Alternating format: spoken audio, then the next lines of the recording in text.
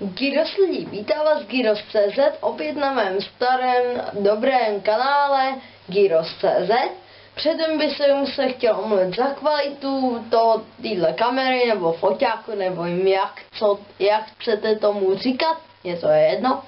Ale prostě bych se za to chtěl omluvit, není to moc kvalitní foťák, doufám, že si někdy pořídím novej, lepší.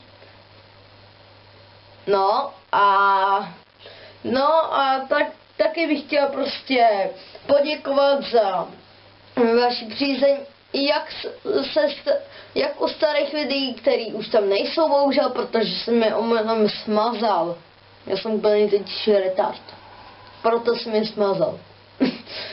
No nic, ale chtěl bych prostě poděkovat za vaše stálé lajky na té naší stránce Gyros Fan, kde prostě budeme natáčet nový videa a dávat je tam a stejně tak na YouTube.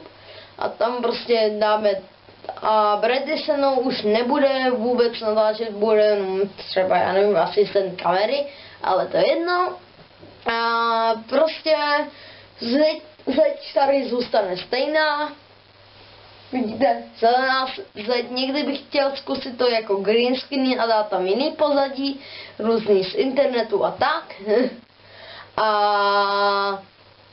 A prostě taky bych chtěl, jak už se pomalu, ale jistě blíží léto, tak bych chtěl taky jim prostě natočit Ice Bucket Challenge, možná ve sprše, možná venku, nebo možná v bazénu, ať si trochu schladíme bazén, protože tam je obvykle vedro, no.